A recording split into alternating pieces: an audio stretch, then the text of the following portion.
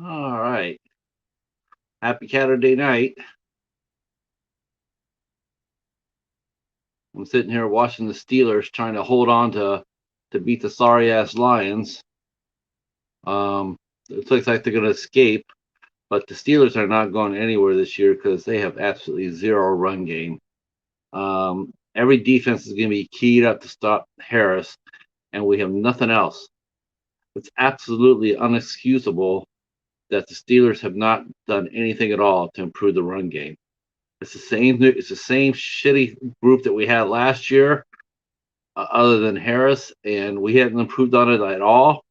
I'm appalled, appalled. Just a. It's lucky we played a shit team.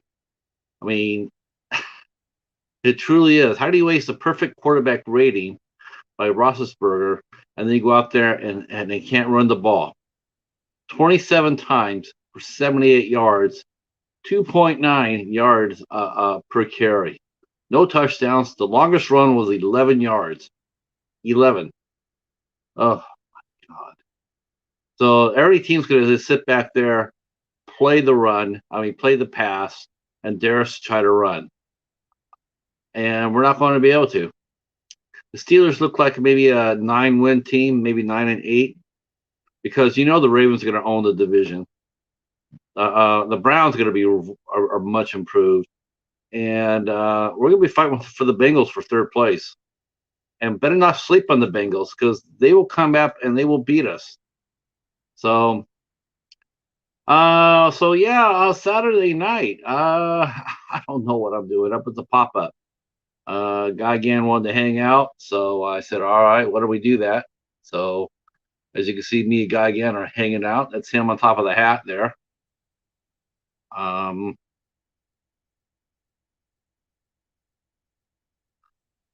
oh, well, poor Guy again. See, that's the trouble. See, he was almost going to fall and hurt himself. All right, but he made an appearance. So I'll just put him right here. All right, so I gotta admit, I was pretty touched by this week. This week was an interesting week for me. Um, I'm going to get into some rant and raving here. Probably long overdue, too. Long overdue. And nothing big, nothing with the community, nothing like that. Um, First of all, I'd like to say thank you for everybody who supported the this week's uh, Eight Questions with Rebecca Mahan, the publicist and talk show hostess, and also motivational speaker Tammy Smith on Thursday. We had two outstanding shows. Thank you so much for that. I cannot begin to thank you. Bottom of my heart. It was awesome to see. Two very good guests.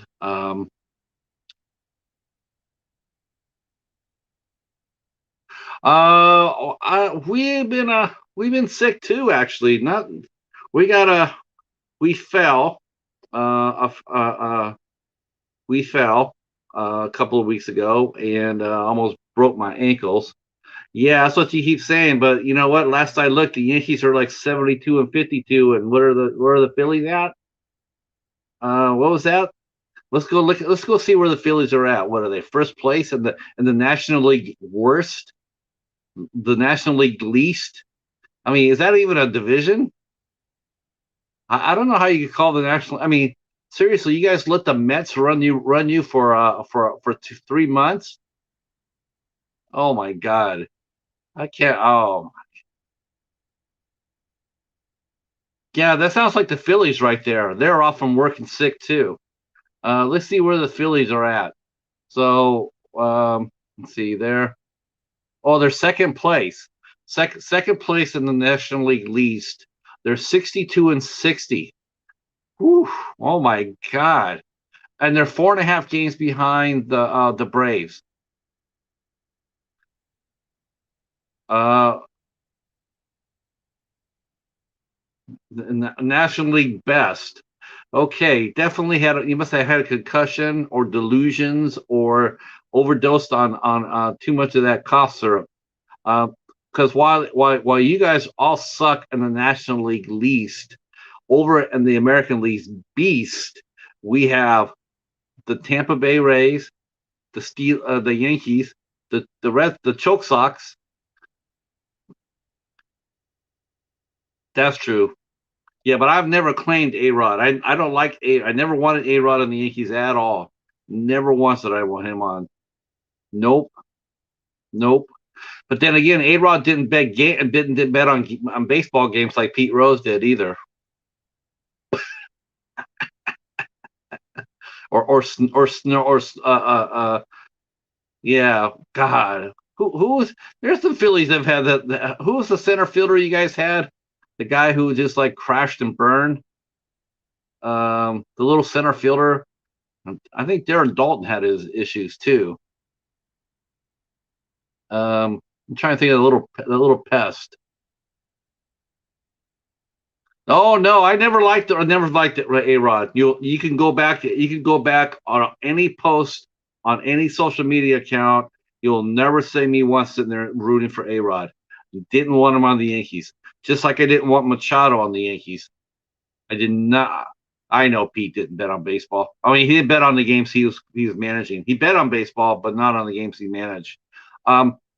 Never wanted him, just like Manny Machado. Everybody was sitting there. Don't you want Manny Machado for the Yankees? Hell no. Never wanted Muchampo. Never wanted him. No way. Too much hassle. Too much headaches. Too many prima donnas. And I didn't like Bryce Harper either. They were talking. ESPN was talking about going to the Yankees. Don't need him. Greetings from Australia. Greetings. Yeah. Woof. Man, I read about you. I read about the riots down there. Horribly sorry about that, Werewolf. Man, that's a real shame. I could not believe I was watching that on TV. We'll be here. Yeah, Melbourne and Sydney. I don't understand. Where's you guys' vaccines are at? I mean, why are they rolling out so damn slow? I don't get it. Hopefully you've gotten your vaccines, Werewolf. Hopefully you've gotten your vaccine. Horribly sorry to see that. Man, and then you know what? It's all us. It's all on us. It's the US's fault. It's our country's fault that there's riots in Australia. It's our fault. Terribly sorry to see that. Very upsetting, actually. And I just don't understand what's causing why the delay. Can't figure that one out. Pizza's here. Yeah, that sounds like good. That's good. So this is just a pop up tonight. I don't know what I'm talking about. Well, I do, but I'm just gonna. I hope not. I hope it just stays right where it's at in Sydney and Melbourne. I really am hoping. Have you managed to get your shots yet?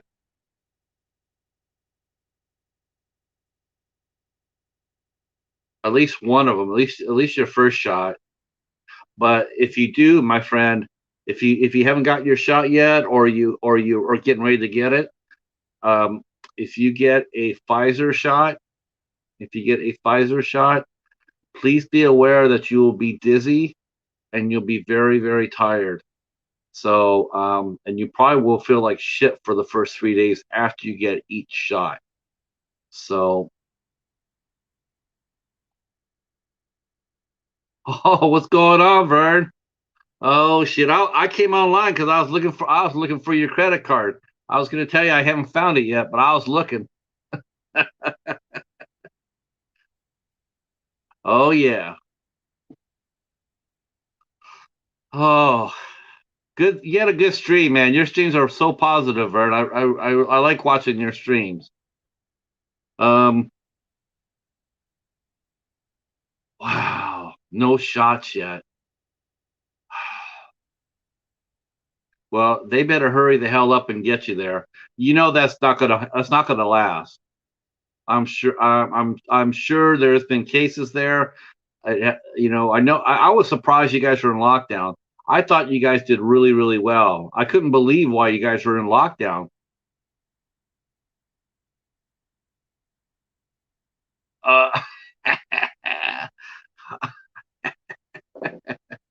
Believe me, you. I'm gonna wait. I'm gonna wait till after you go on vacation, and then I'm hitting the fritters.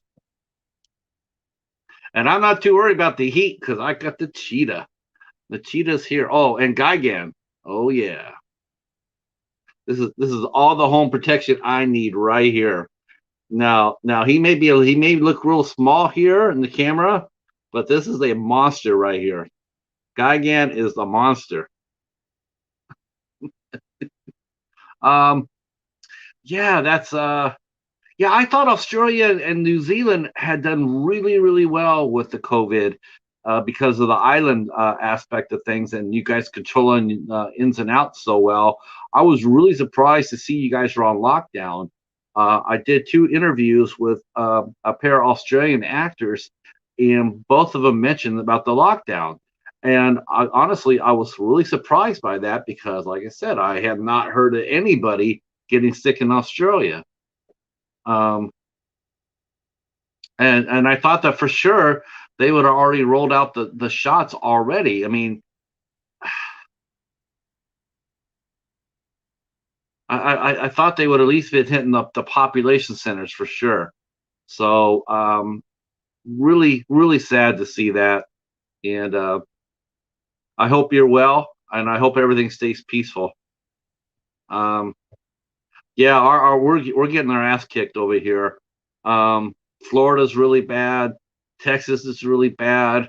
Alabama is so bad. Alabama is so bad. They have no beds left in the ICUs statewide. In the whole state, there's not a single emergency bed.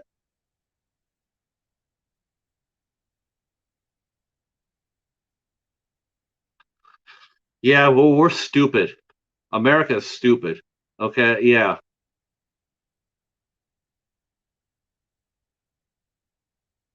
Um, yeah, it was very disappointing that I knew New Zealand is yeah,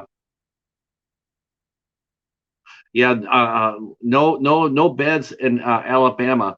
So all the patients that have had surgeries, cancer surgeries, hernias, bones, stomach issues, any and all surgeries that you know, you normally would be, uh, go to the hospital for or be on schedule for surgery. You can't. They're gonna ship them. They have to ship them out.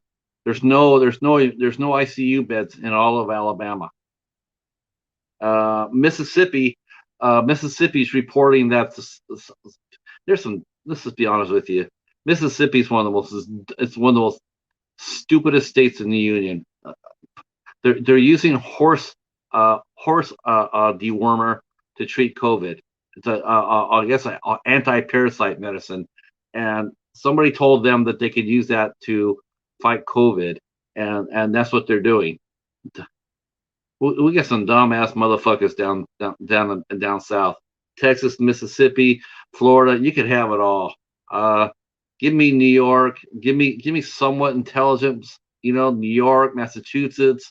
You know, um, but down south it's just like ridiculous. Sorry, if anybody's from there, yeah, you guys can come at me. That's fine. You can come at me, but the cases don't lie. The numbers don't lie.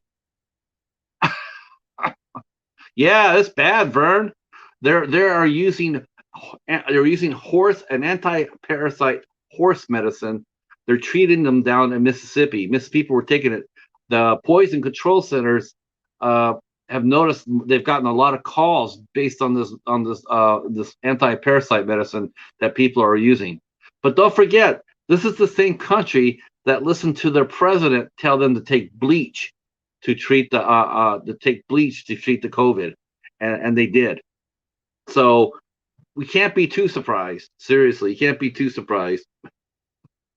But yeah, that's what they're doing down in Mississippi. Texas, I mean, Florida, of course, is being Florida.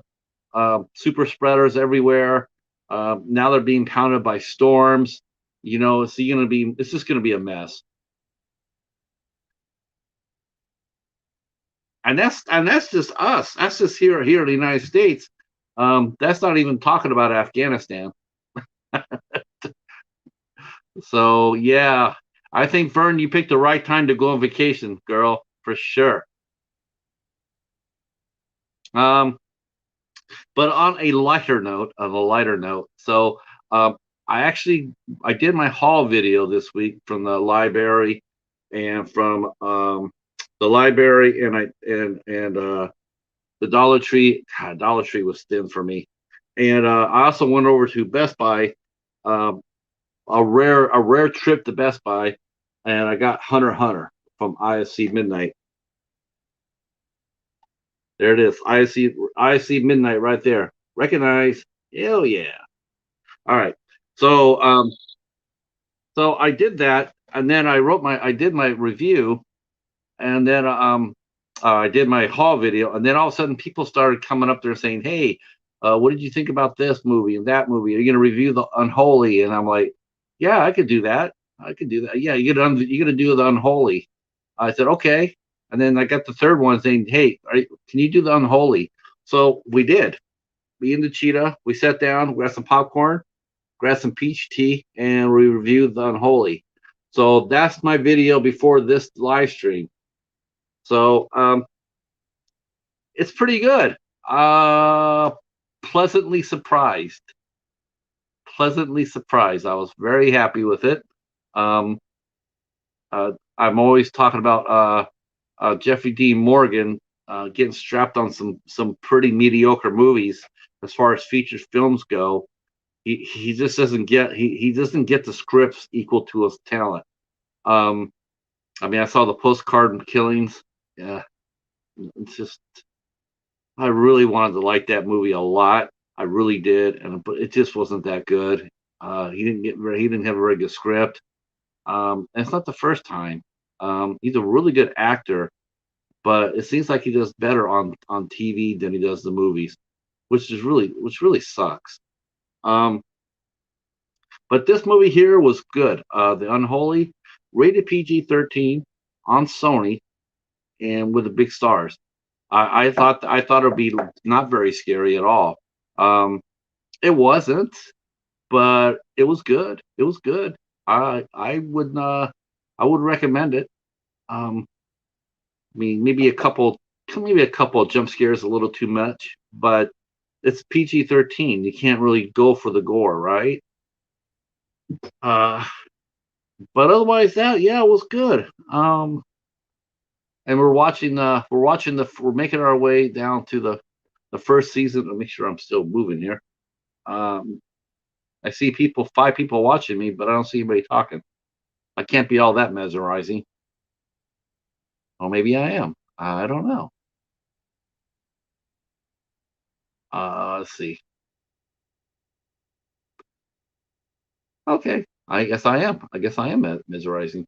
Okay, so yeah, so I was pretty happy with it. I'm going to be watching and reviewing a couple of new movies to us.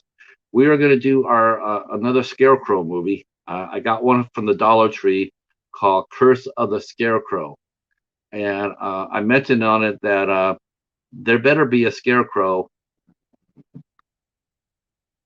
What? What? Um, we're gonna be watching. Yeah, we're gonna watch some more. We're gonna watch some more. We're gonna watch some more horror. We're gonna watch Curse of the Scarecrow because we love scarecrows. Now, Vern, I don't know if you don't know about this, but we're big horror fans here. Me and the cheetah, and besides eating fritters, um, now we've actually watched two scarecrow movies. We watched American Scarecrow that came out on Wild Eye, and that one didn't fare too well as far as actually sightings of scarecrows. It was not that good. Um, now I've mentioned this before I mentioned this movie before. Now I love the cast. The cast was good. You could definitely tell it was really a really good cast. Great chemistry and everything else. Um, oh yeah, scarecrows are awesome.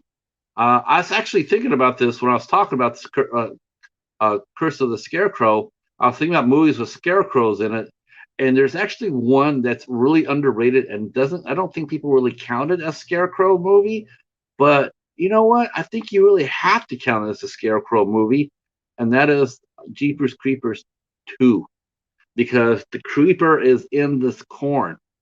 In the first movie, he is in the corn when he gets that kid. He is there as a scarecrow. He is sitting on there like this, scarecrow. Um, Very effective too. So I have to sit there and say that Jeepers Creepers 2 is could be considered a scarecrow movie. I don't know. Maybe my fellow horror fans could check in with that and tell me if I'm wrong or not. Is Jeepers Creepers 2 be considered a scarecrow movie? I say yes. The cheetah says yes. Gigan's just sitting there looking at me strange. Um, but Curse of the Scarecrow. Well, the second Scarecrow I watched is Dark Night of the Scarecrow, which was the original Scarecrow movie, and it has Scarecrow in it. It was awesome. So one good Scarecrow movie, one bad Scarecrow movie. So this is like the tiebreaker. Hey Phil, greetings, sir. Greetings. Welcome in. Welcome in. Talking a little bit of Scarecrows. And then the other movie I'm gonna probably end up watching. I don't know what I'm watching. I'm not sure if I'm watching one of the two tonight. I'm either gonna watch Pumpkins or I'm gonna watch Curse of the Scarecrow. I might tend for Pumpkins though. Pumpkins looks really fun. It sort of has a it's sort of funny. Pumpkins sort of has a Pumpkinhead vibe to it. But we'll see. Um, I got both those movies from the Dollar Tree. They're on high octane pictures. I have not watched or reviewed a high octane movie. I have not. Now I know some people like that label. I don't really know it too well. I know that this last two waves of Dollar Tree. Hi Amanda. We're just talking Scarecrow movies. We're talking Scarecrow movies and pumpkin movies. And then I'm going to get into the heart of the matter why I signed up. I did mean to sign up today because I got to cut loose on something, so I'm going to cut loose on it.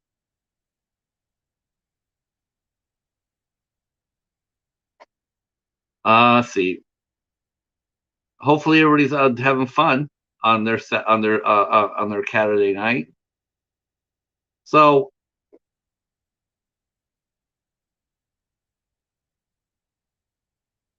so Pumpkins looks pretty cool. Nice. Wow, I didn't know that. That's awesome, Charles. Yeah, I did not. Jeez, I only got four movies. I did not do very well. I mean, as far normally not normally what I usually do. Normally I do very well at Dollar Tree, but there just wasn't anything there that grabbed me. I mean, there was plenty of quantity there for sure. I mean, but there was just nothing there that said, hey, I'm going to go ahead and stock up on stuff. Um, there just wasn't anything there that really grabbed me. Um, I might go back out tomorrow. I think the sale started today. I should have went to my Dollar Tree today, but I didn't. But I'll go tomorrow. All right. So why am I here? Why am I up? Why am I going to talk about? So a lot of this is going to be me rambling. So if you guys don't want to hear me just ramble, I understand. I'm just going to do a little history here. Um, so some of you guys know that I worked as a talent buyer in California. Um, I did an interview with my old friend Jimmy Arsenault, and if you watch that, which I could probably bring that up since you can go take a listen at it. Though you'll have to skip forward on it to catch Jimmy because he was a little late. So we had to talk a lot until he got there. But if you go to this interview and you scroll down to where me and Jimmy start talking to each other, um, you will find out that him and I both were talent buyers. He was there a lot longer than I was, but we still did it. And let me grab it because I think you guys want to. If you guys want a market to watch for later, you guys can. Um, Let me get that for you.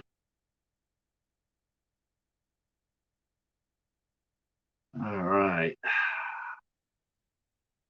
So we working in the music business is very interesting. It was very interesting to do. You met a lot of different characters.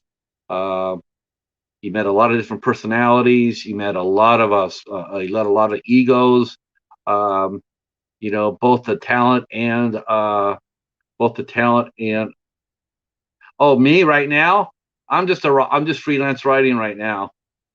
Technically I can call it on sabbatical. So if you scrolled into that interview right there with Jimmy, you just scroll up to where him and I start talking because, like I said, the first hour is just me entertaining the troops until he got there. But he and I worked in the music business for many years, and we worked together for many years in California. And one thing about the music business was that it was hard. It was a hard business to work in. Um, they always make it seem nightclubs seem so glamorous on TVs and movies, and they're just not. It's Hollywood magic, I'm telling you. A lot of the clubs are just it's loud, it's dirty. The bathrooms aren't very nice. I mean, especially for live music, it's just how it is, right? So, but we always like seeing the really pretty nightclubs and stuff like that. It's people think the glamorous image, but it's a hard business. That's why most of the clubs don't make it. A lot of clubs they just don't. They come on, and it takes a lot of money to keep a club going. I mean, you a lot because you're always pushing out. The cost of running a nightclub is very hard, very high, especially when you're doing live music. Dance clubs last a lot longer because their overhead is way down compared to live music. Live music overhead is way high. So tough business. And you're always trying to get the biggest and the best bands, try to get them for the right price, and you hope that the people will come out and support you. It's a rough business. Now, one of the things you have to understand is that it is a business. It is a business, um, and you have to be tough. You have to be tough to be in this business. To be in the music business, um, especially back then. Now, I think now it's a lot for an artist. Since we don't have that many live clubs anymore, I think it's actually better for the live musician now, in the sense that they can play music now. I think I froze. Right? Did I freeze? Oh, I think I froze. All right, I did. I froze. Okay,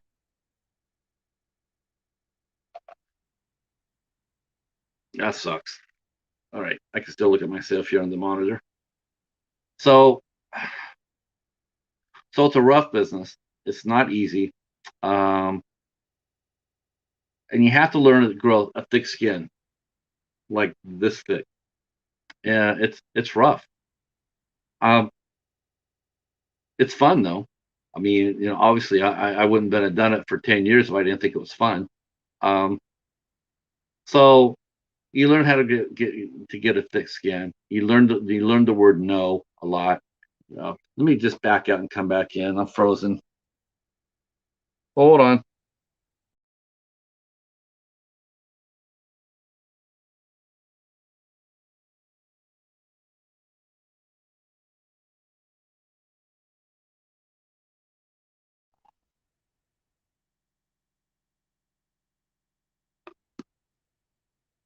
Ta-da! Okay, there I am. Thanks for guys for yeah, I froze. Yep, I froze like a Dairy Queen. A blizzard. Um, okay. So that happens. Yeah, I got froze over here. So hey Vincent, how are you, sir? So after I came here to Michigan, and after my wife passed away, um, I needed an outlet, so I started writing a blog. And I wrote a blog, and during the course of the blog, I shifted it from talking about what happened to my wife to doing music reviews and book reviews and movie reviews and all that other jazz. So I'm glad to hear that, sir. Hi, Michael. How are you, sir? Um, so I started writing interviews and reviews and all that other jazz over there, and you always get your music and your movies from different sources. It's like and I got I met a person on a group that I was in, and he was a publicist, and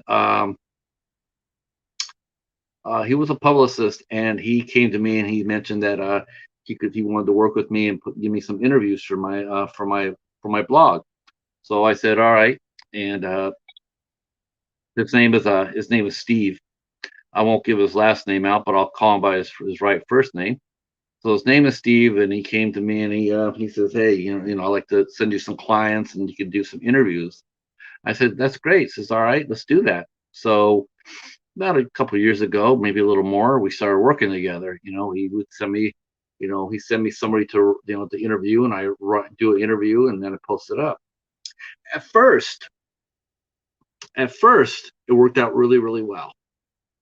Um, he sent me a name. He sent me some information. I could firm up with some questions, and then I would go ahead and interview him and post them up. And Steve delivers some decent guests. I cannot take that from the gentleman. Through him, I got Kristen DeBell, and I got Jennifer Nash, among others. They're both television and movie actresses. I got a lot of unknowns. I got a lot of unknown actors, and I still interviewed them. Hell, one of the best interviews I ever got from a gentleman named Brian Elder. He absolutely wrote a awesome interview, and one of the best I ever got. And then it proceeded not to push it. Um, we talked on the phone a bit.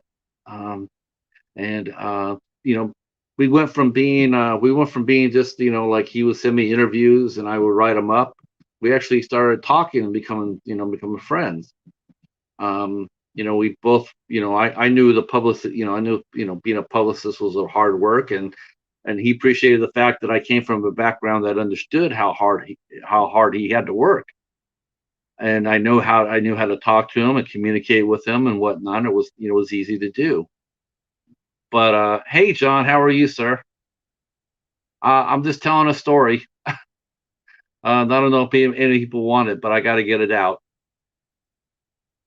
So, we start. It was a good relationship at first, and whatnot. And he has some struggles. He has some personal struggles. You know, unhappy marriage. Some accident, he had got in a car accident. He has some losses of his own self. And yeah, this happened. And that happens. I totally understand, and sometimes he call me up, and good, good. I'm glad. Oh, I'm glad you're doing well, sir. I went ahead and try to be the best friend that I could, but sooner or later that the phone calls became more sporadic. I would get requests to call him at certain times, and I could never get a hold of him. Um, then sooner or later, then I started getting guests, and I wouldn't be getting any information from him. I wouldn't get a bio from him. He would sit there and say, interview these guys, and it's like, I don't know a single thing about these guys. How am I supposed to know? How am I supposed to do?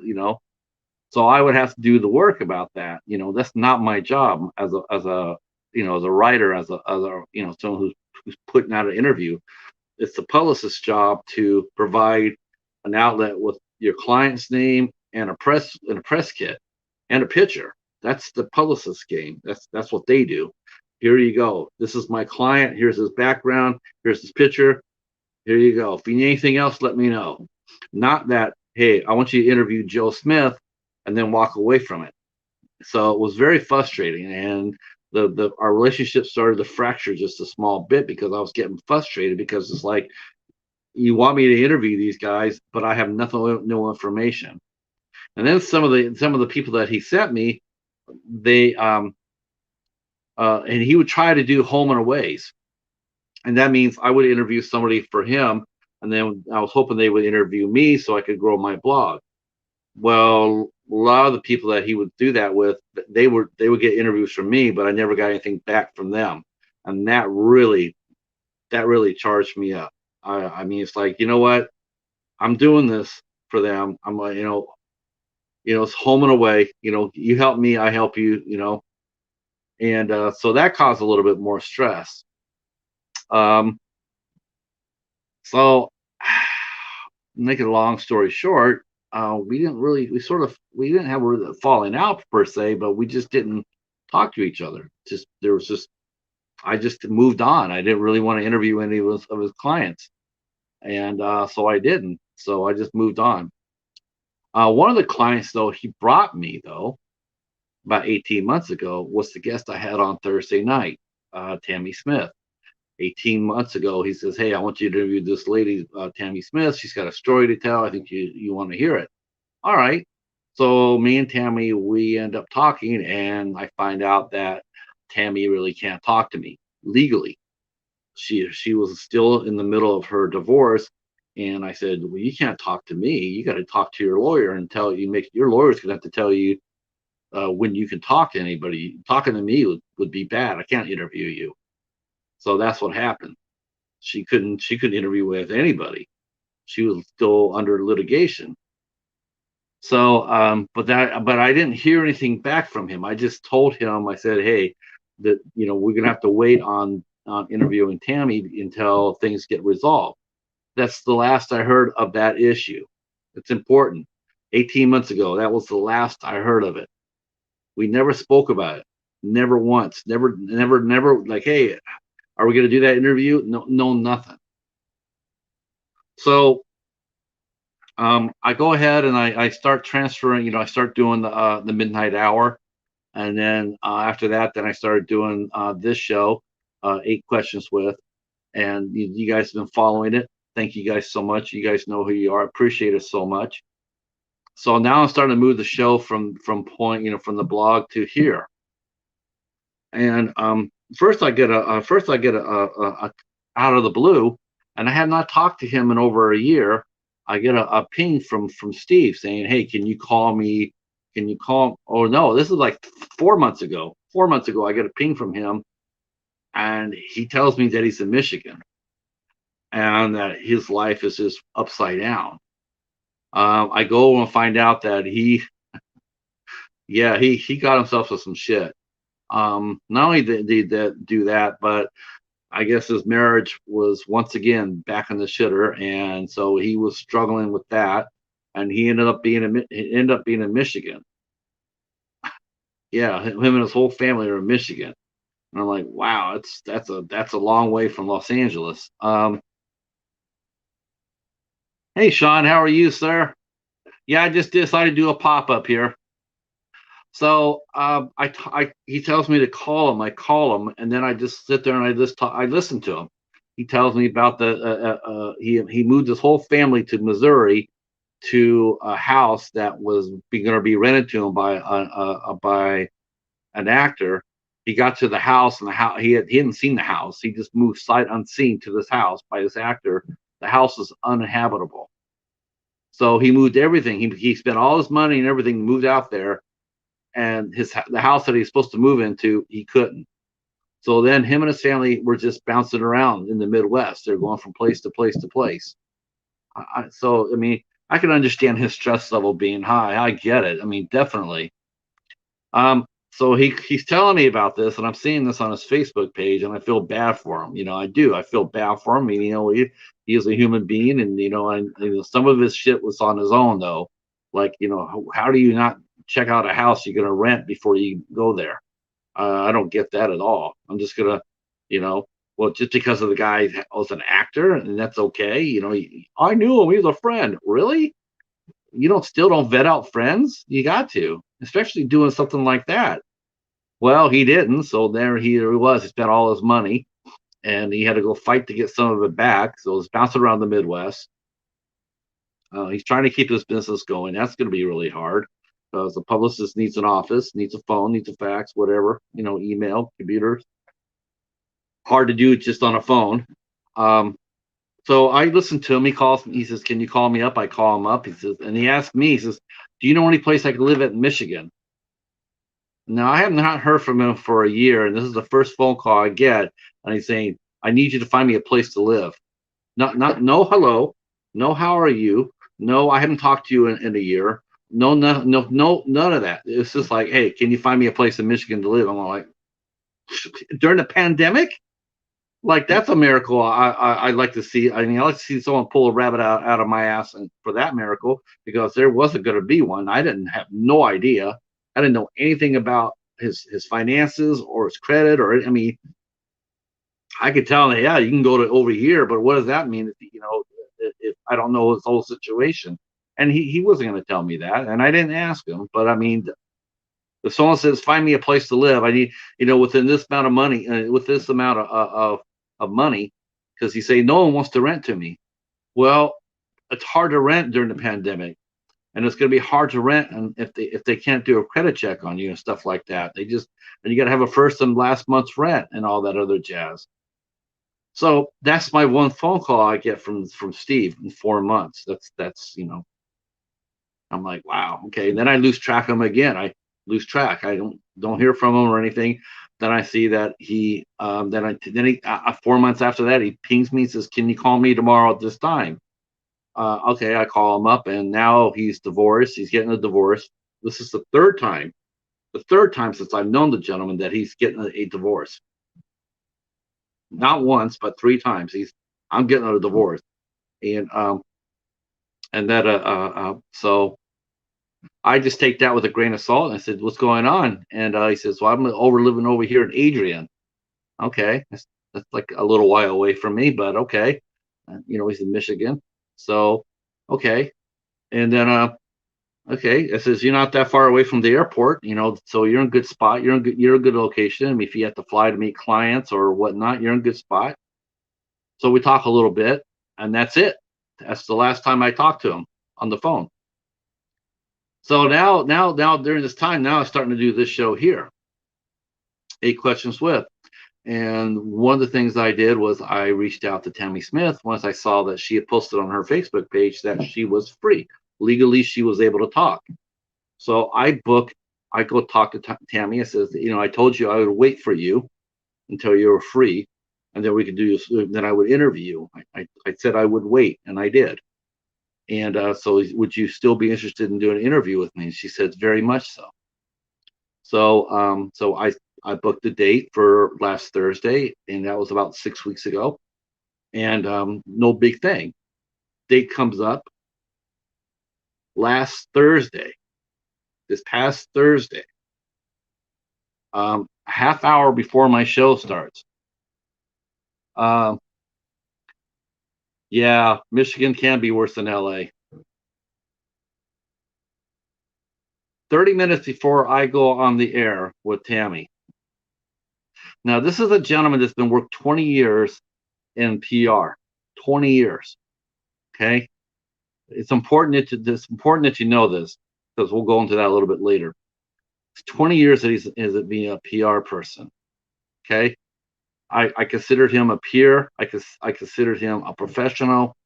Um, despite his personal issues and whatnot.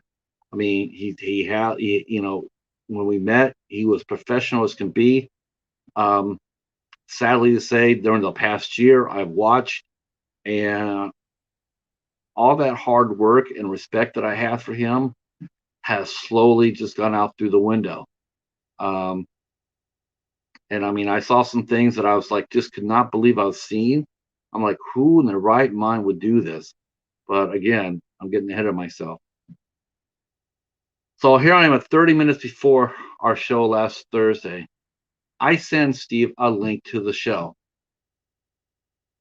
I sent it to him because he introduced me and Tammy 18 months ago. We couldn't work together with the lady back then because of what I said before, because of her legal situation. But here, 18 months later, because a connection I made to her through him, we were actually going to get an interview. We are going to do it. And I was sitting there going like, yeah, here we go. You and I, we did this. You gave me her, and I waited, and so no, that's not exactly what happens. Let me tell you what happens. I'm going to have to go read some of this stuff because you're not going to believe it until I read it. So,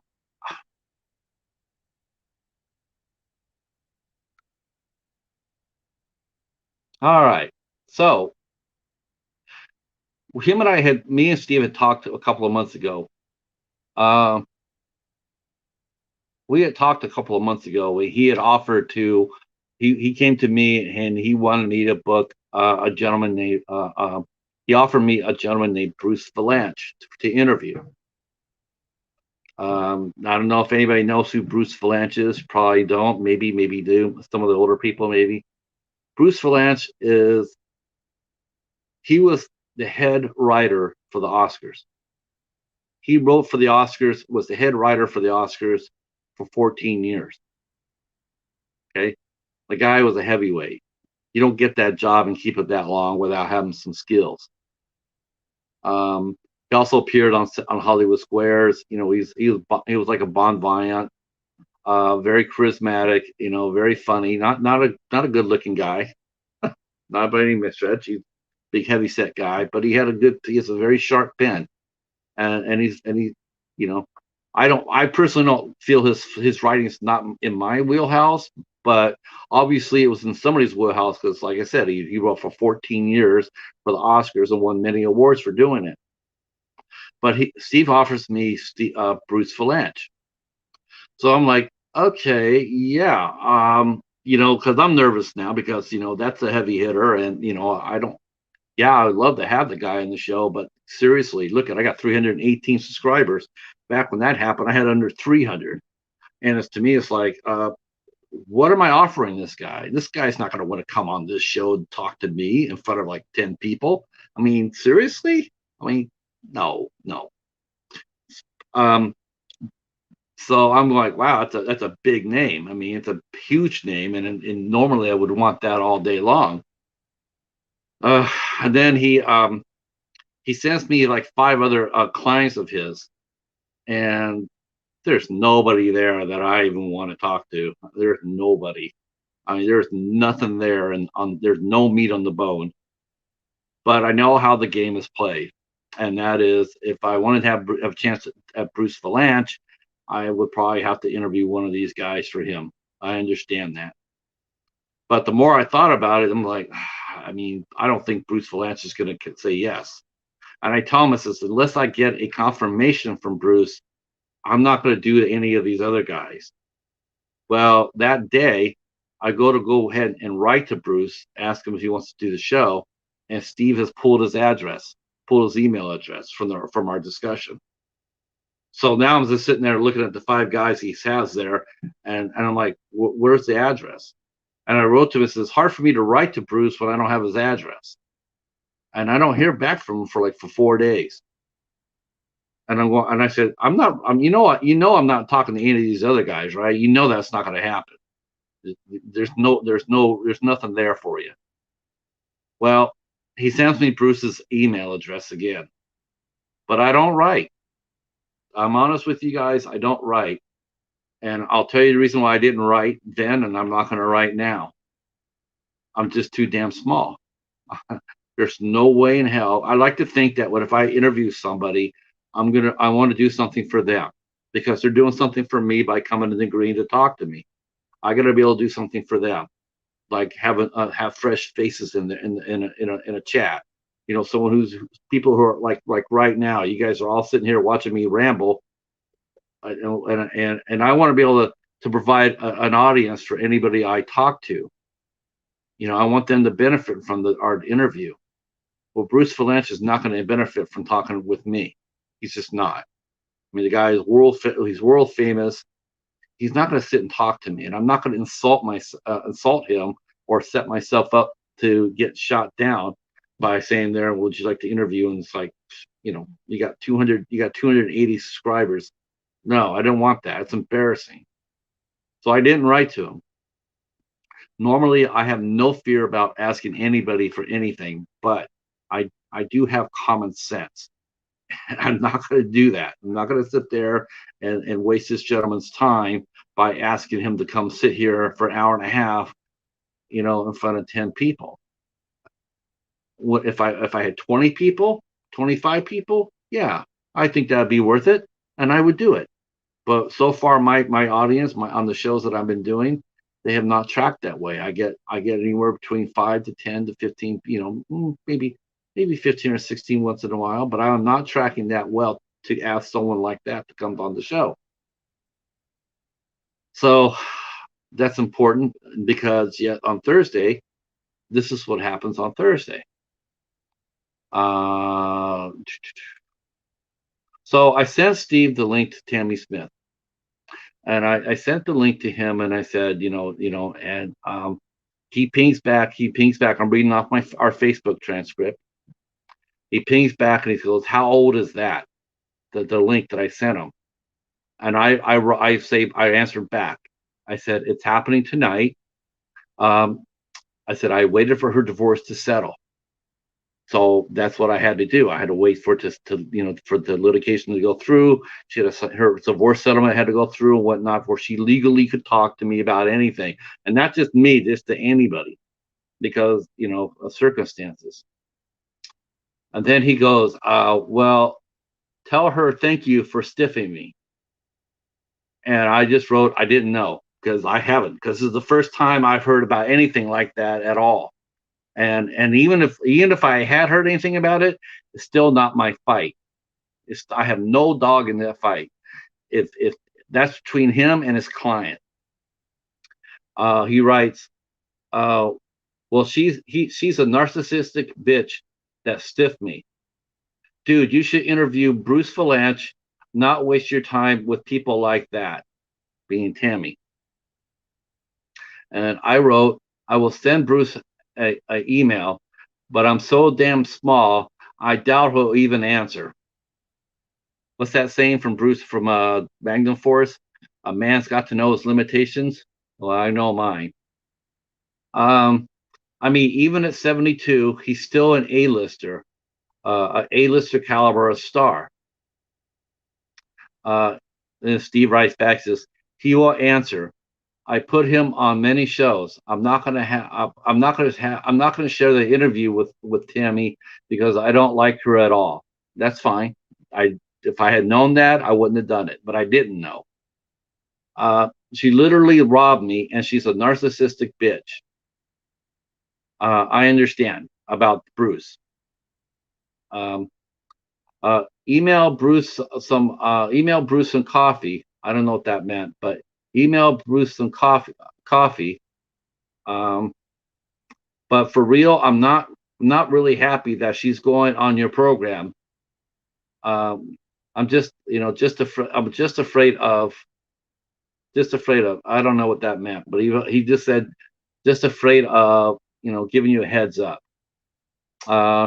Email Bruce, care of me on it, but for real, I'm not really happy that she's going on your program ahead.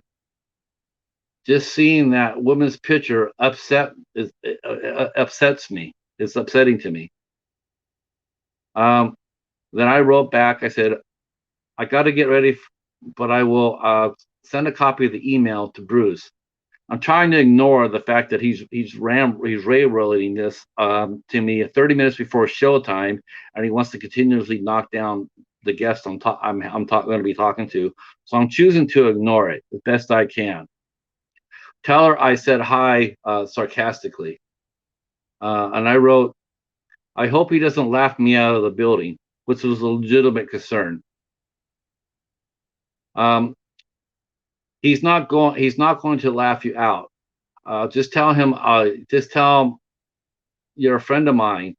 I put him on shows all the time. Um, I really care about you, but I'm really Patrick. But I'm really pissed off that that bitch is going on your program. I said I will call you tomorrow and explain what happened because at this point I'm thinking maybe he doesn't know. Maybe he didn't. Maybe he doesn't know that she was unable to work with him. Maybe their relationship, business relationship, couldn't work because it couldn't work. It wasn't allowed to work. It could happen. If she's locked down by the courts, how is she supposed to? How is she supposed to? How is she supposed to proceed? You know, she can't sit there and pay a publicist if she's not going to be able to get publicized, right?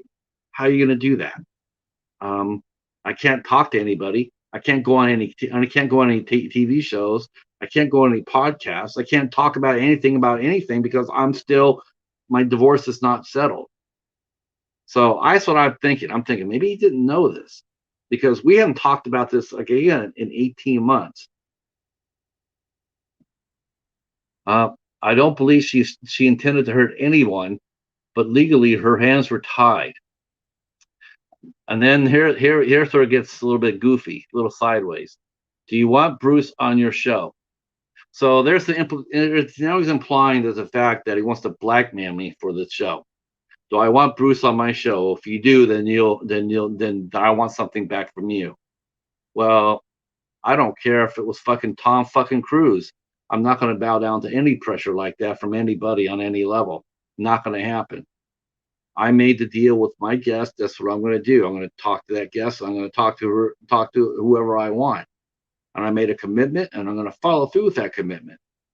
I mean, you know, the only thing that would stop me if you turn around and show me a picture of my guest fucking the full Nazi regalia taken 5 minutes before, that might get you. That might get my attention. But this, no. I try to appeal to his professionalism. I try to appeal to that as a peer to peer. I said, Steve, come on, stay professional with me. Don't let your temper get the best of you. We all have bad experiences. It's just part of the game. It's why we love it so much. And that's true. And I'll talk about that in a minute. He says, okay, never mind then. I said, let's talk tomorrow. And then he goes, yeah, well, don't email Bruce because Bruce is a loyal friend and he doesn't want to be involved with somebody who is going to spotlight a narcissist. So now I'm going from Bruce would actually talk to me, he'll do the show, to all of a sudden now he won't do the show because I'm not a loyal friend. You can just see where this guy is just not. He's, you know, it's just not going. It's not going well for him. I mean, this is not the person who I first met. This is not. I mean, this behavior here never showed its head. But you know, or during the past 2 or 3 years, this is slowly has eroded to this, and I'm really sorry it has. So, but like I said before, Bruce is not going to come onto the show. There's just no way in hell. I'm not even sweating this. I'm this blackmail, this bullshit right here. I'm just going. It's going to riot over my head. It's like, you know what? I didn't have them before. I don't have them now.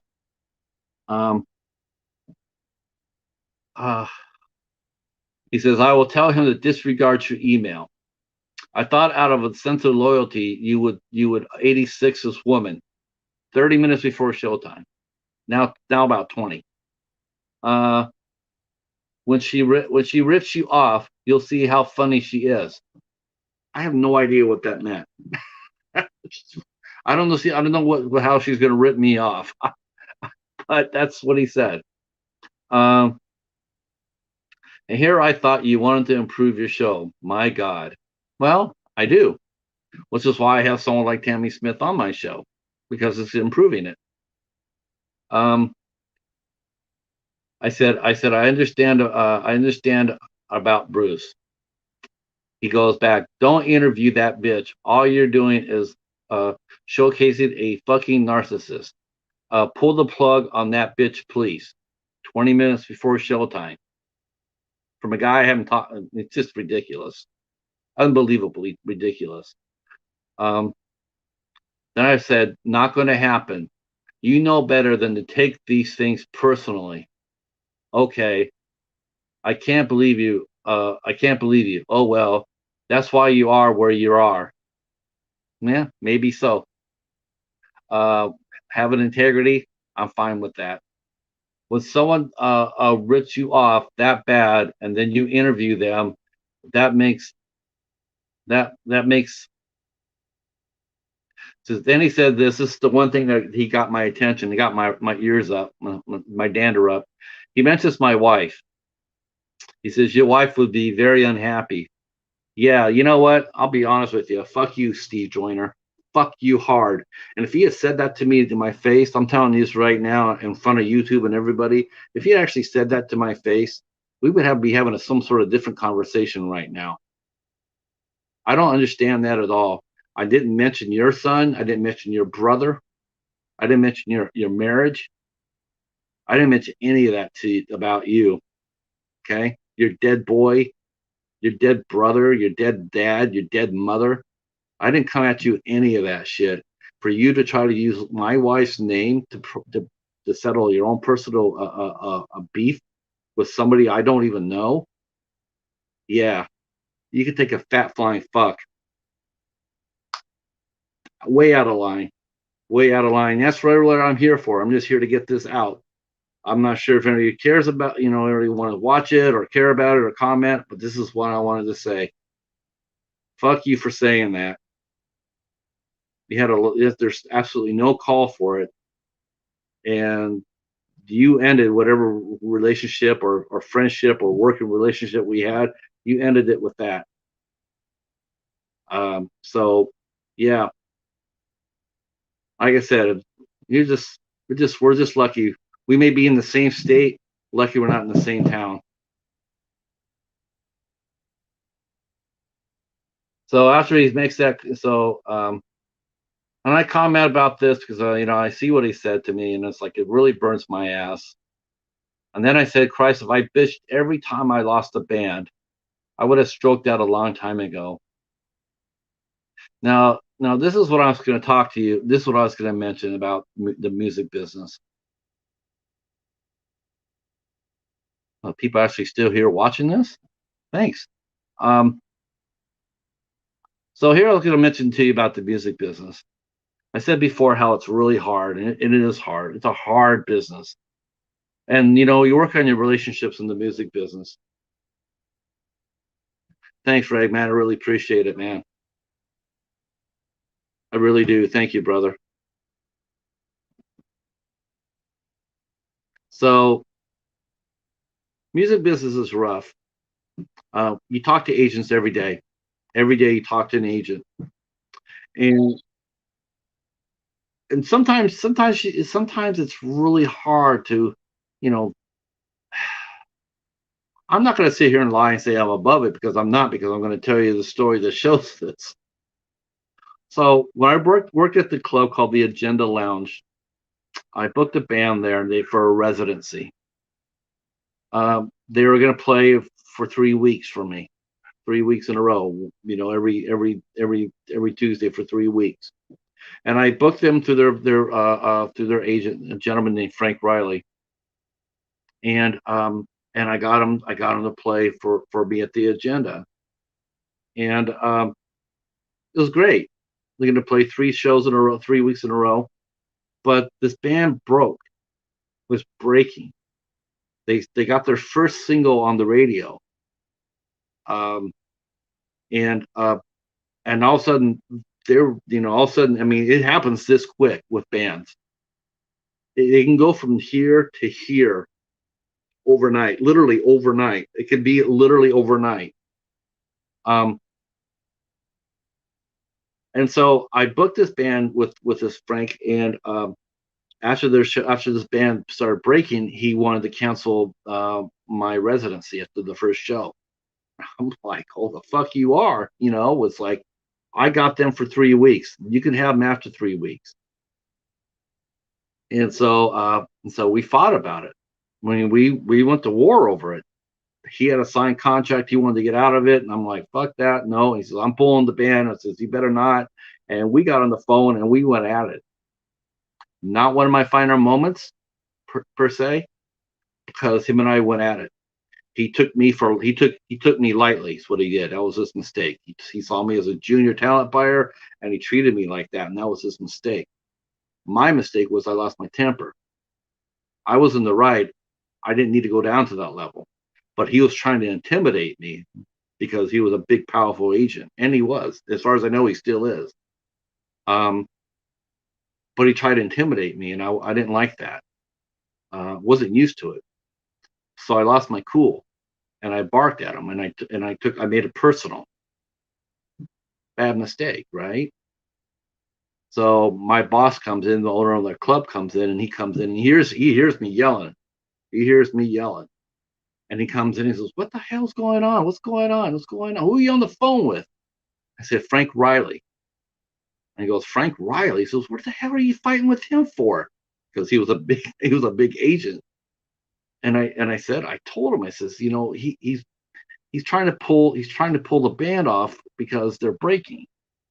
And he's trying to get them out of our deal.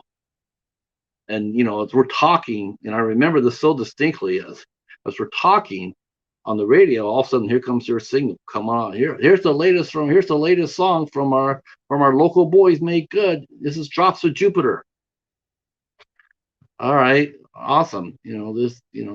Awesome. So you hear the band, you hear the band playing in the background, and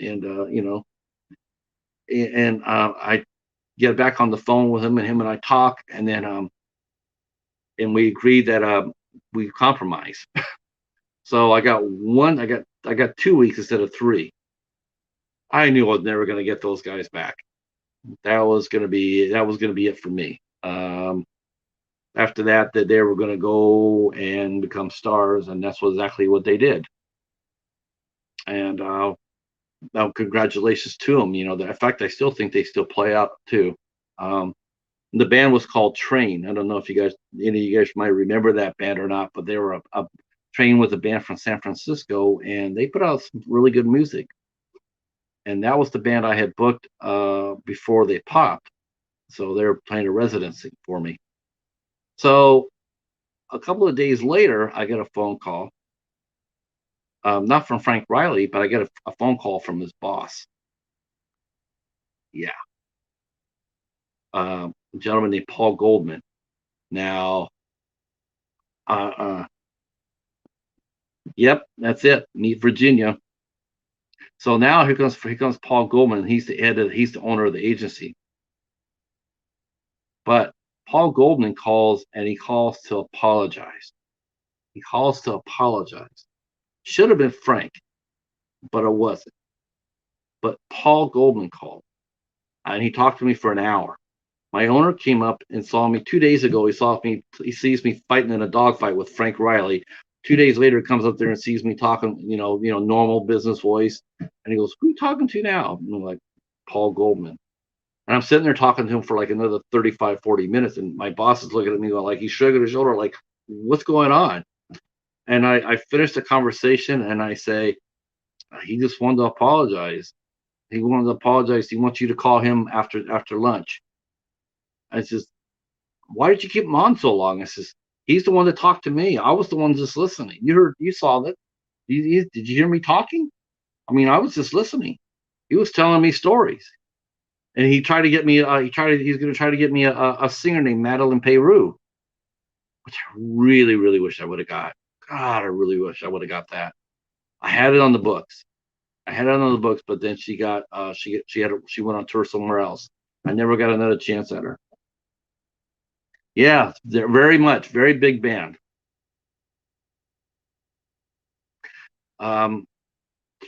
Great guys too. So I learned a lesson about that. You got to have a thick skin in this business. Even here, you just can't take things personally like that.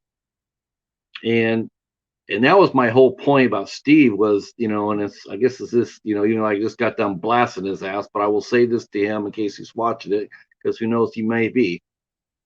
But I will say this: you're supposed to be a professional. You're supposed to be able to deal with rejection. It's part of the game. We don't always get what we want. If she didn't, and you know what? You should have just sent her a card. You should have just, you could have called her. You could have, sit there and say, "Hey, I understand. Maybe you were strapped. Maybe you were legally binded. I know the lady did not intend to rip you off. I know that. Anybody who talks to Tammy Smith more than 5 minutes knows that she's a genuine person, not narcissistic, not a bitch. She's a very kind person who's come through a hell of a lot, and to sit there and rag on her and bitch her out because of something that was beyond her control, dude, that's not what a publicist does. It's not what a publicist does. And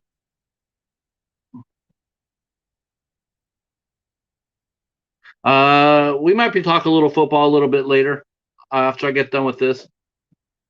So I just wanted to get that out. I know it's not any, the story wasn't, aimed for anybody. I lost a lot of bands. I lost a lot of shows. And when I mean you lose a band overnight, that's not a term. It's a literal fact. I had a band. I actually had booked the Dixie Chicks for the agenda or for the Edge. I had a contract. I had a date. The contracts were being sent to me. They were being sent. I had a date. I put tickets on sale, and I was waiting for a contract. And the day of the contract that I was supposed to get, I got a call from their agent who said that uh, um, they got an open spot. They're opening up for Clay Walker. That was it. I mean, what could you do? I mean, I couldn't sit there and say, yeah, but you promised me a date with them on this date. No, you sit there and say, hell yeah, dude, congratulations. Hey, if you can, swing a sweet spot for me later, hook me up. But congratulations, because that agent, he just went from booking that band and making, a little bit of money off them to now they're being paid big money, and he's gonna make a living. He's gonna be able to make the money.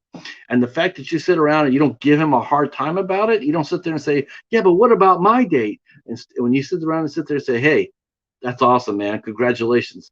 Guess who he's gonna call the next time that he has an opportunity? He's gonna be calling you. That's what the business is about. You give a little, you get a little, but you never take it personal. Never make it personal, ever, never. I met Frank Riley after our little discussion.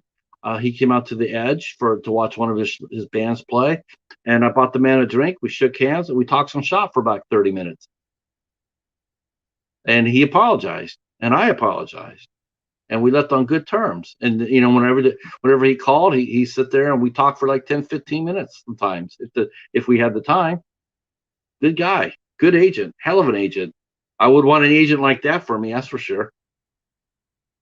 All right, so that's my story. Thank you guys for listening.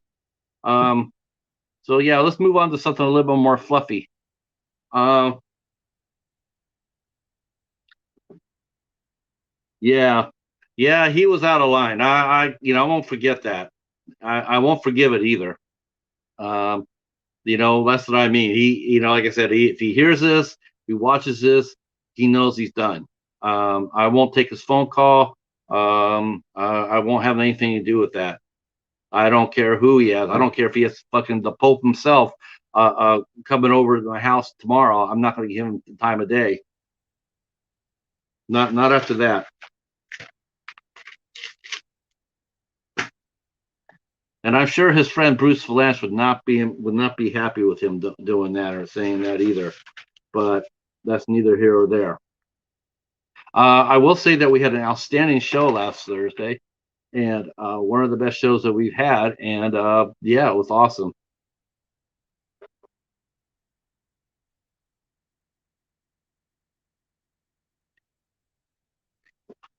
Yeah, not an easy thing. I mean, I was like, maybe he was just shooting in the dark, but man, the only thing is, I'm glad I didn't go down to his level. I didn't go down to his level. Still didn't go down to his level. But boy, oh boy, it really pissed me off. So I just wanted to get that out today. Normally I would write it out, but this is what I do now, so I just wanted to vlog it out. I didn't know if anybody would show up or not. So, dude, you can't bite my foot. Don't bite my foot. The cheetah's attacking my foot. All right, so someone mentioned football. Well, I don't know, man. I'm not much for spreads, Uh, I mean, I know there's some spreads for some of the games. I think it's pretty common sense, as far as the spreads go. They're pretty much right, for the most part. Let's see. What is Hold on. Let me bring that up. Uh, I don't know. I'm just still looking at the Steelers and just really bummed out by the Steelers tonight. They looked really good the first half, um, but no run game at all. They had a 20-point lead at halftime, and yeah, it's a real shame, man. It's like, okay,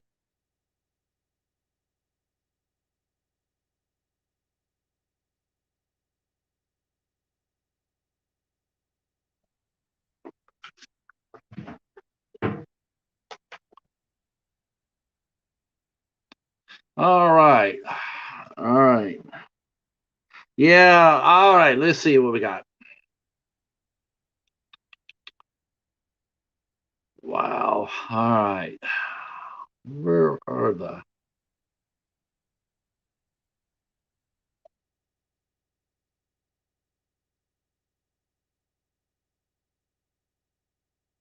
Where is week 0? I guess they're not okay. Yeah, let's see.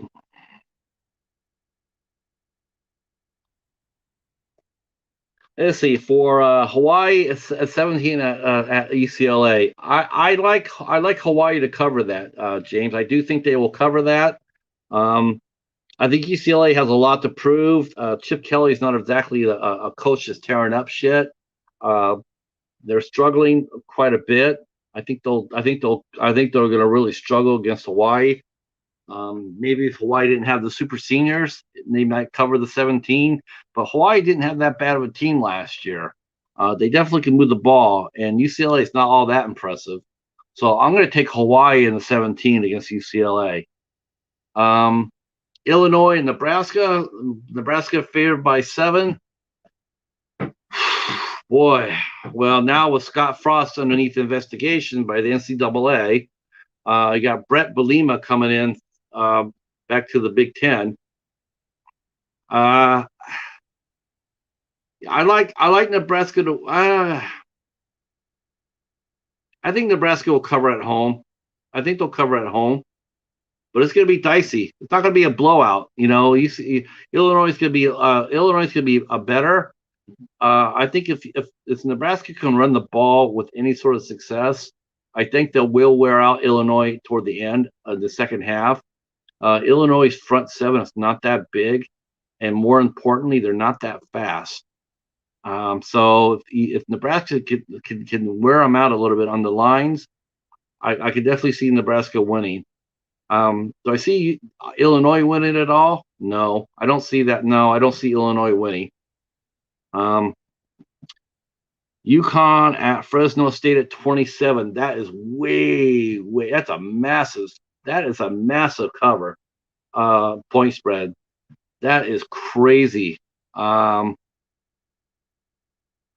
mean, unless they know something about Fresno that I don't. I don't know if they're going to cover 27. I could see definitely like a 17-point win, 17-20 point win, but a 27. Yeah, I take UConn of the points for that. I do think that Edsel will have recruited a little bit better. so they'll have a little bit more depth. Plus, they're super seniors, so I think there's going to be more depth at UConn than normally. Uh, that's what you have to factor too in these spreads. Is the fact that they got super seniors. Um, it's just that they got some kids that are there that are playing from the pandemic. So yeah, UTEP at New Mexico State. Whew, talk about a garbage bowl. This could be the battle to see which team gets that one win for the year. Because UTEP and New Mexico State are not beating New Mexico this year.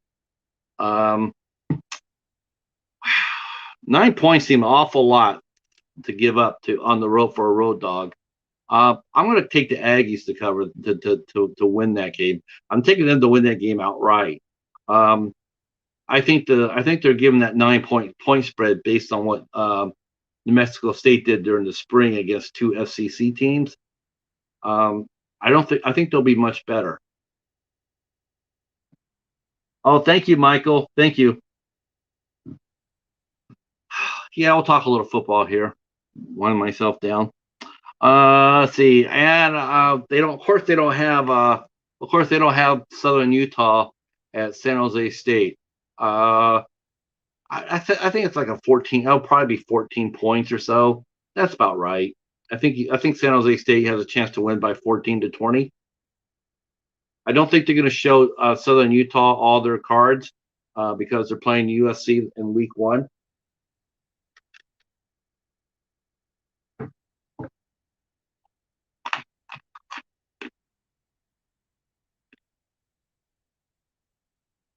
All right. Now, if we want to go to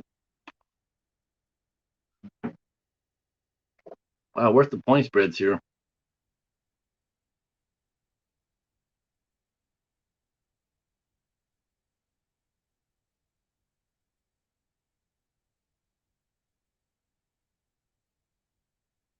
Hmm.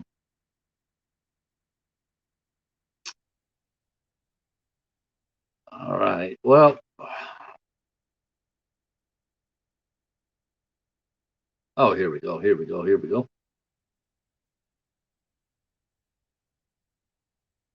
This is some of the key game. Yeah. Yep. I'll be back for sure after week 0. For sure. We talked about week 1. Me and Justin talked about week 1. We might be coming back to talk about week 2. Definitely a week. You might revisit it, but yeah, there's some good games going on. That's for sure.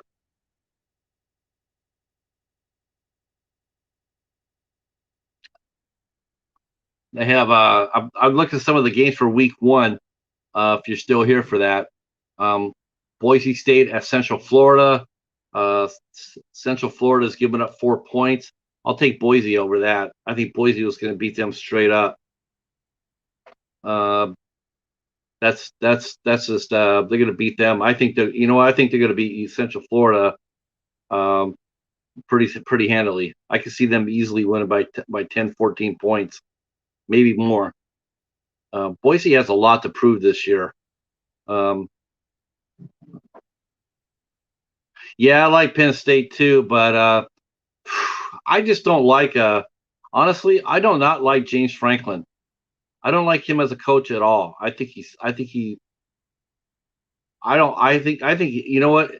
James Franklin right now, every day he must be thanking God for Jim Harbaugh, because if Jim Harbaugh wasn't at Michigan choking it up, uh, James Franklin would be on the hot spot. Uh, Bowling Green at Tennessee. Tennessee 33 and a half. Whew. No, James Franklin is, yeah. I don't like his play calling either. I don't like him. I don't think. I think he reminds me of too much of Steve Spurrier, um, in the sense that he likes to run it up and he likes to run up the score, and yeah, I don't think he's a really particularly nice person either. But Wisconsin, though, you know, it's just too bad Wisconsin can't get any receivers. they got some decent quarterbacks. It's too bad they just can't get a receiving core to get a passing game going. But their run game is fierce. Like they turn out those huge ass old linemen every year. 315 pounders across the board. I mean, it's got to be if you're a defense facing Wisconsin and they're on the Jazz, that's a you better bring a hard hat that game because Wisconsin is brutal when it comes down to running. Really, really tough. Let's see. I tell you what I really like though for week one, what's really exciting is the fact that the Big Ten is opening up with league games for the first season, for the first week. I mean, holy crow! Ohio State at Minnesota. Um, it looks like people have some small doubts about Ohio State.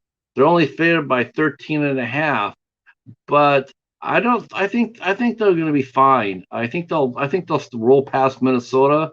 Minnesota did not look good at all last year. They never looked right at all.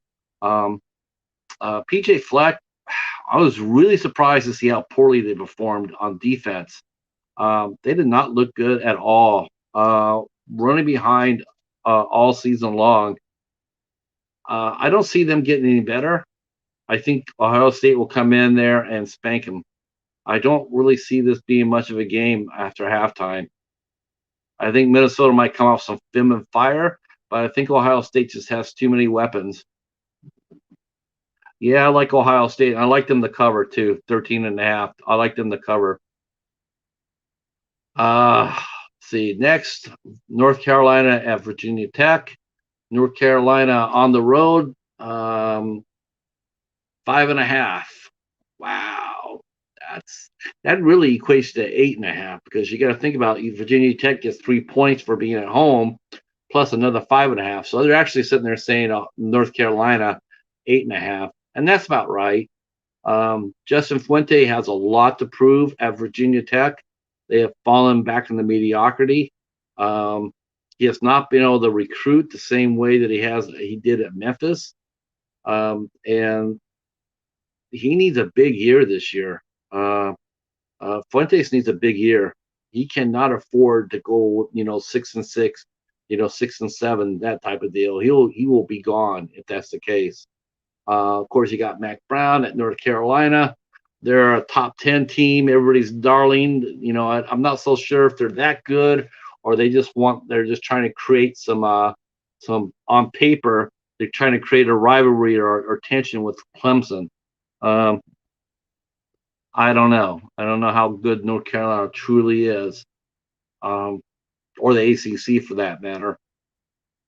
But hmm, I think they'll cover the 5.5 at Virginia Tech.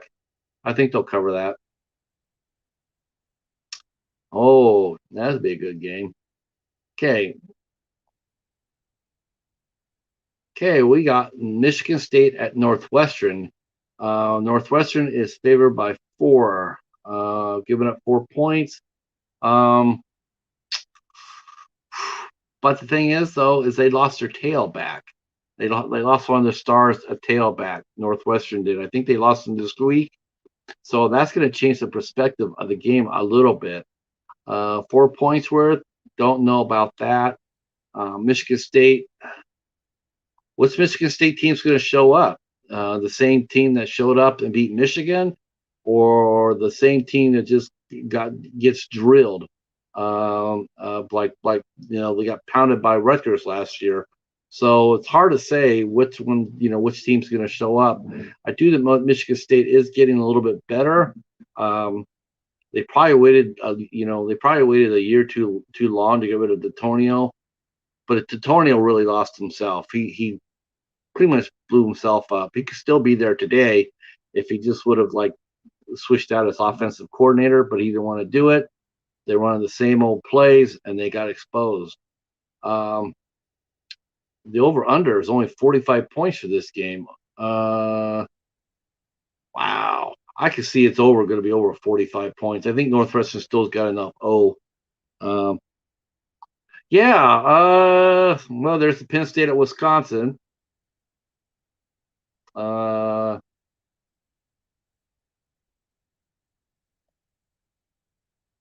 Wisconsin actually it's actually favored by 4.5. 4.5. Um, I, I can see Penn State winning, but I want Wisconsin to win. Stanford versus Kansas State. Big game for both programs. Big game for both programs. Kansas State wants to establish themselves outside of. They want to establish themselves outside of their old coach, and Stanford needs to reestablish their own reputation. That's gonna be a tough game. Stanford's only favored by 1 point. Over under is 52. I do see this being yeah, Ohio State. I locked that in too. Over under for Stanford and Kansas State. That's really high. 52 points. Oh, I don't see that. I don't see that much offense, James. I don't see that much offense at all. I see this being a really tight defensive game. Like 21-17, something like that. I don't see a big. This is not going to be a typical Big 12 shootout. Stanford's defense is going to be way too good for that, and Kansas State's going to be. This is for a first week game. This is a tough matchup. This is not the usual layup you get for a week one match. So, yeah, it's too close to call, but I still like Stanford to win by 3. All right, let's see. Rice at Arkansas. We'll just keep moving along. Because no one gives a rat's ass about that game. All right. Oklahoma at Tulane. Yeah, we'll just keep moving along. Keep moving along. Fresno State at Oregon. Okay. So week 1 or week 0, Fresno State's favored by 27.5 points over UConn. Week 1, a week later, they go to Oregon, and Oregon is favored by 21 points. Over under 61.5. Yeah, I do think that'll be an over. But I don't see Oregon. I don't see how you could favor Oregon by 21 points after having Fresno State being favored by 28 the week before. I don't care if it was UConn. It's too big of a gap. It's either if Fresno State covers the gap, covers the spread against UConn, they definitely going to cover the gap against Oregon. I do think Oregon will win, but I don't think they'll win by 21. I definitely think it'll be over 61.5. But I can see Oregon winning by 10 to 14 points. But they're not going to blow them out. It's gonna be a fun game. Because Fresno State's already got one game underneath their belt. They'll have a game's worth of experience. And that's actually a very big advantage against a team playing their very first game. Fresno will be able to settle down a lot quicker because they already have a game underneath their belt. Well, Oregon's players are going to be like really amped up. Let's see, Alabama versus Miami. Okay, yeah, this is about right. Alabama 18.5 point favorite, over under 64.5. Yeah, I take the over and I take the 18. I give up the 18 points. Because I think Alabama's going to spank that ass. Miami's going to play tough for the first half, but Alabama has just too many weapons, too much team speed, and too much size.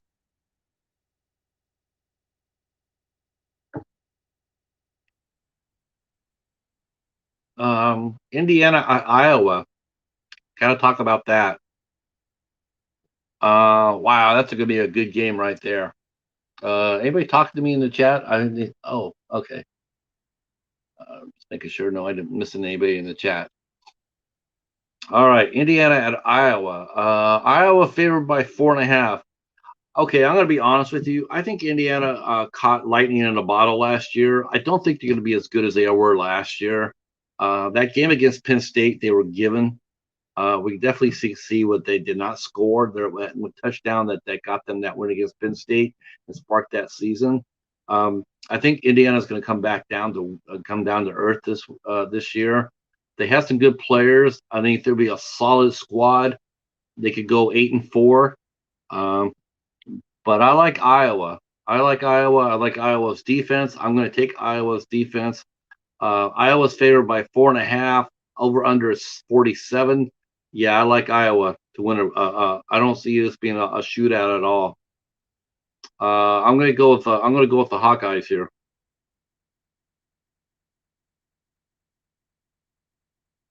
Let's see.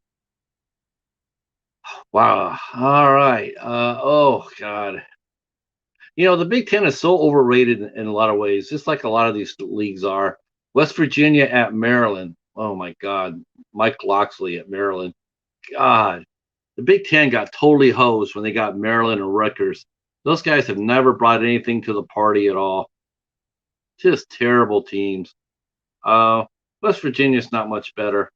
Um, if the Big 12 breaks up, if the Big 12 breaks up, West Virginia is going to be they're going to be hard pressed to find a home because I don't see them going to the ACC at all.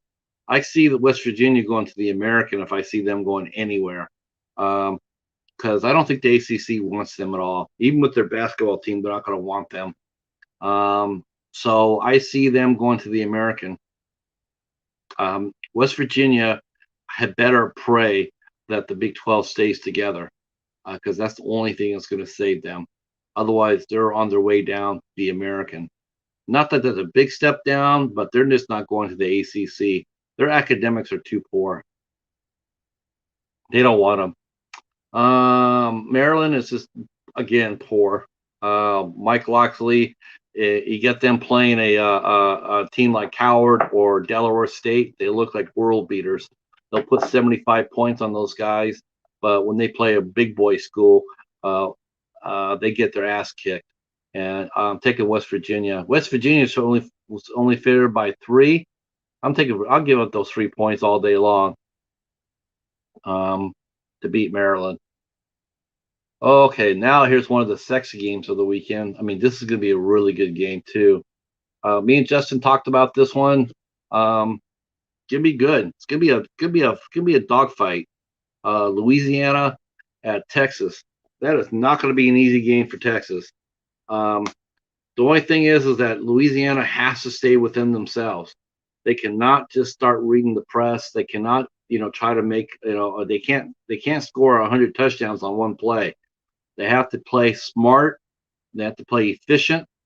Have to play within themselves. They do that, they could beat the Longhorns. They could beat them. Texas is favored by 9.5. I would take Louisiana and the 9.5. I definitely think Louisiana will definitely cover that. The over under is 59.5. Yeah, I can see a bit of a shootout, though. I do think it's in the best. I think it is in the best interest for Louisiana to get in a little bit of a shootout. I don't think they can sit there and grind it out up and down the field with Texas. I don't think they can. I don't think they're built that way. They have their first line will be good. Their first stringers will be good and will match up well. But you know how it is when you get a team like Louisiana against Texas. It's all about the second and third stringers. That's where these games are actually won at. They're not won with the first stringers. They're won with the second and the third. Whoever has the best depth. So I don't know if Louisiana has that. I think they have some in spots, but not overall. They're too deep. Is not going to be able to match up with Texas. Is too deep. But I do see them winning, though. I can see them winning. Okay, the most important game of the week. This is the most important one right here. All right, the one game that everybody will be watching at San Jose State at USC, the Spartans versus the Trojans. 5 o'clock, Pac-12 Network. The line is USC 16 over under 60. 16 points is way too big of a bubble. San Jose State could go nose to nose with USC. Um, definitely, I definitely think they can do that. They got some horses, and what's really surprising about San Jose State is they got some size for the first time. I mean, they got some boys on the defensive side. That's always been San Jose State's biggest weakness is they can never recruit size on the defensive side. Um, Never. D lineman is the hardest. It's the hardest. It's the hardest position to recruit. It's the hardest position. It's defensive lineman. Um, I don't know why either. It really perplexes me. It's like, wouldn't you rather be going forward toward the quarterback and hitting people than to sit there and let them be, every pass play get brushed on? But for some reason, defensive linemen are hard to find. But San Jose State not only kept their coach Brett Brennan and most of the coaching staff. They did lose a couple, but they kept most of their team too. They lost a couple of receivers, but everybody else is coming back for super senior, including Nick Starkel.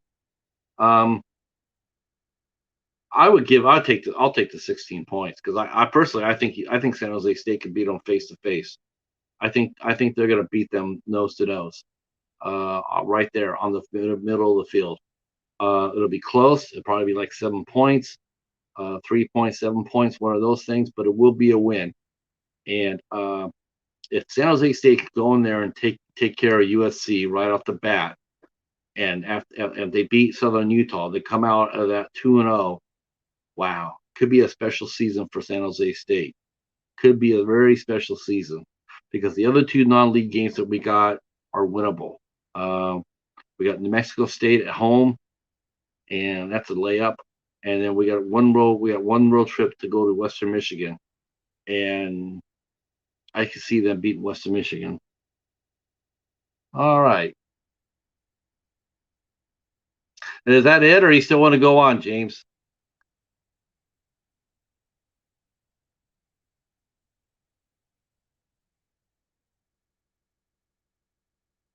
All right. Well,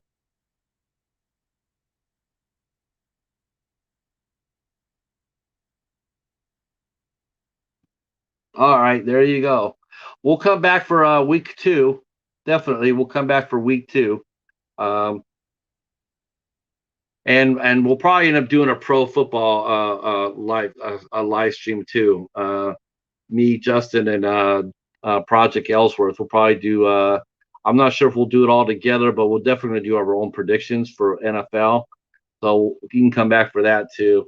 Um, just crank it out real quick. Probably won't go too much depth for pro football. I'll just probably just call it as it is. Um, but I'll definitely come back for week two for college football. I know the high school football kicked off this weekend across the country. Um, that's a really interesting aspect too. Oh, all right, awesome. Thank you so much. Let me make sure that I return the favor to you. Um, let's see.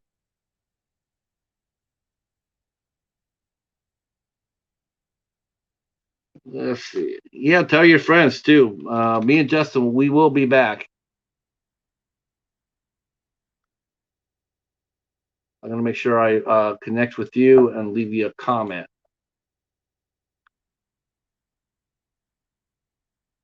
Oh, I didn't say you. Okay, you must have connected with me a while ago then.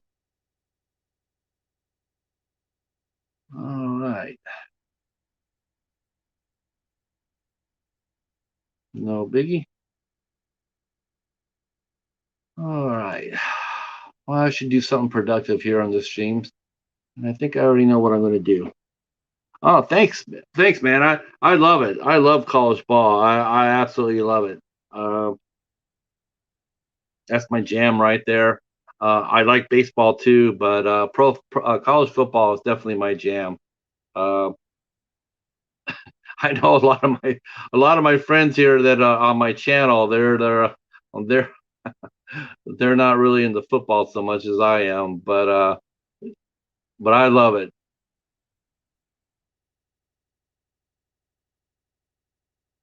But they do love pro football. A lot of my friends here, they do love pro football. Um, like I said, our friend Project Ellsworth, he's in the pro ball. My good buddy Justin, uh, along with Cheeto and Garfield, they're in the both. Which I'm sure I'm going to hear him. I'm sure he's going to be chirping at me after that terrible Steeler win today. Boy, that sucked. That just tells you everything you need to know about the Steelers this year. Every team is going to be sitting back there playing, and they're going to lay back in the cut and play that pass defense. And they're not going to respect the Steeler run game at all because the Steelers don't have a run game. And yeah, it's gonna be a brutal season for us for sure. I could even see them going 7-10. I can see them missing the playoffs. I really can. They don't have any sort of run game. They need to put a real urgency on that and find themselves a couple of more tailbacks because this is not going to work out. All right. You know what? There is something I was going to do, and I was going to check to make sure that this works because if it does, then we could shift this over into a push stream. Which I wouldn't mind doing because I like to see help somebody out. I thought I saw my buddy Tim. I thought I saw him I think he was.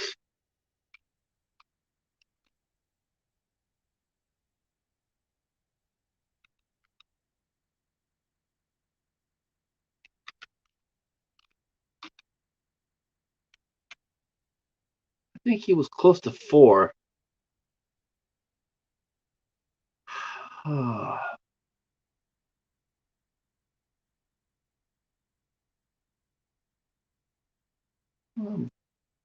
oh man, really?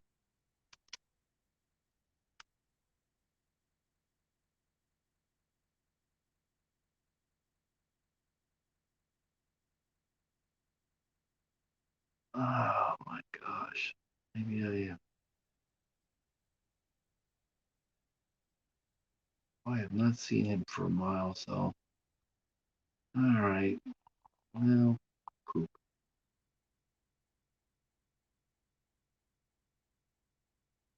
Well, all right.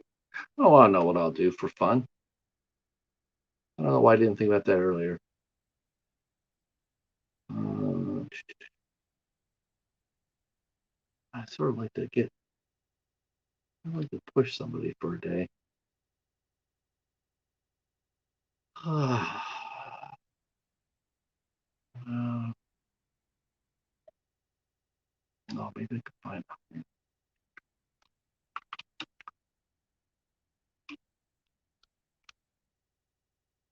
Yeah, like say thanks to Jen and Christian, they left a really nice note after we did our push for them to get them over a grand. Thanks to Marty. Marty, oh, that's who we. You know what? That's exactly who we're gonna push for a while. I don't know how many people will come into the stream, but I don't care because that's who I'm gonna push because he deserves it.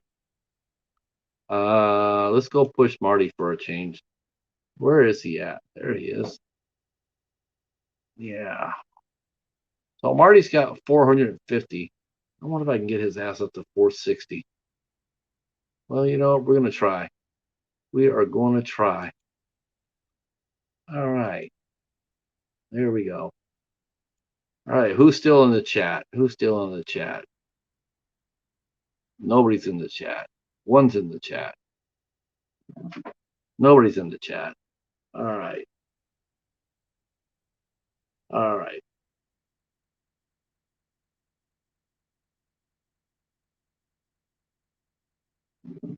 Oh, you're still here. Okay, James. Thank you. So I'm gonna do a bit of a push. So this is for our friend Marty from the Trash Picture Show. Um, I'm not sure if you're into horror films or not, James. If you are, that's awesome. You definitely came to the right channel. But we do football and horror. Like I said, not everybody does. But if you're looking for some cool people to connect with and help grow your channel, I would start with this gentleman right here. This is Marty, the Trash Picture Show.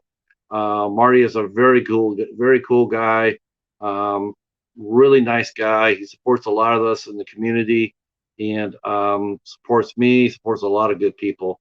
So I definitely like to see if I can push them a little bit. All right. Well, there you go. You definitely want to start hooking up with some of these folks here. I toss your way. So we can also connect with you too. Um, I don't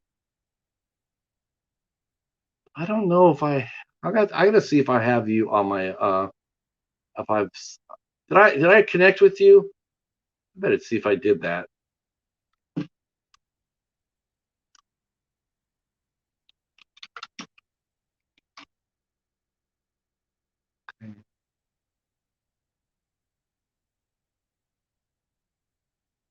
Oh my gosh, there's so many. Yeah. Oh. Hey Joe, you want to come up? You want to come up and talk football?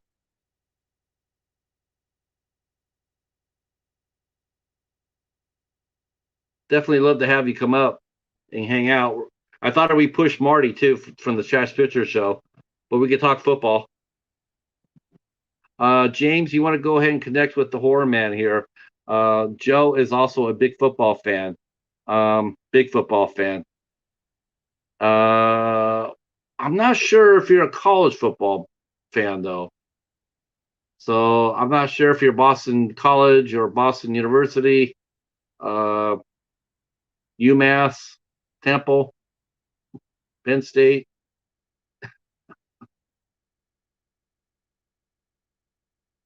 Uh,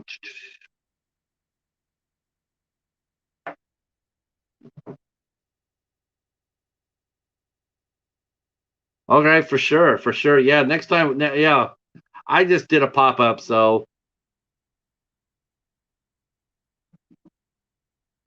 yeah, you guys could connect definitely with the horror man for sure. I'm gonna be hearing it from everybody, Joe, because the Steelers absolutely look like shit today.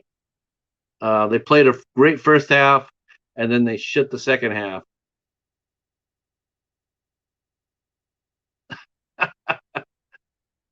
Yeah, not a good game today. All right, so see if we can get some heads back in here. We'll go ahead and try to push Marty. Let's see. At least I can find Tim here because I thought Tim was a little short too. Why can't I find Tim?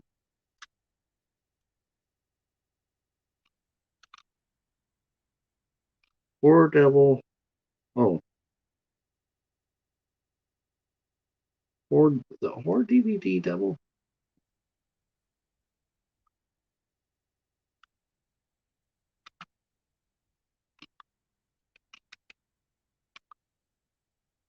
Let's see. Yeah, there he is. Gotcha. Where is he at? Yeah, that's what I thought. So he's only three away from 400, so we could push him there. We could get him there. Yeah, yeah, let's do that. All right, so Tim needs he needs thanks, Joe.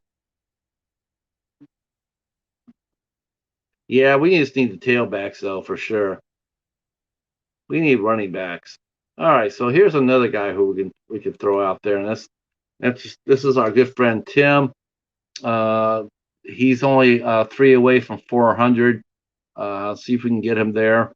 Uh, Once I start pushing, and I guess I should share this out. That would probably be helpful. Let me see if I can push this on Facebook.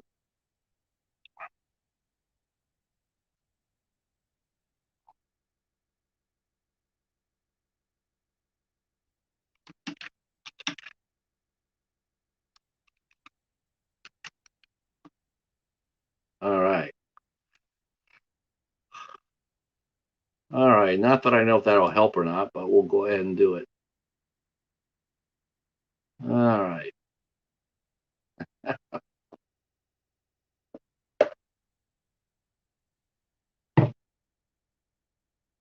Yeah, I have a feeling that's going to happen to me every time I want to talk a little football. I have or baseball. I have a feeling that I'll chase a lot of people away. But like I said, I can only talk about or only hear about Halloween or Phantasm or Aliens only for a short amount of time. I love it, but I can only handle it for a short amount of time. I got to hear something else. That's why we're doing that's why we talk football. But we'll also do a little pushing here if we can. Let's see if I can get a few heads back in here and see if we can push our friend Tim past 400. That would be awesome. He deserves it. Uh, if you're still here, James, I posted his link up there. It's another good guy to follow. It's a very nice man. Makes his own movies, shot on video movies. Um, he has a huge film collection.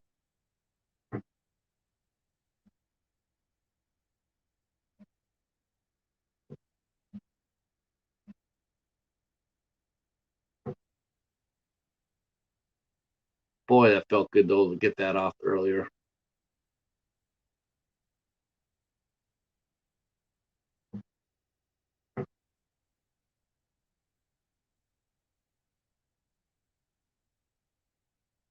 Well, we'll wait here for a couple more minutes. I might have chased everybody out. There's still people around doing live streams. I think people are still doing live streams.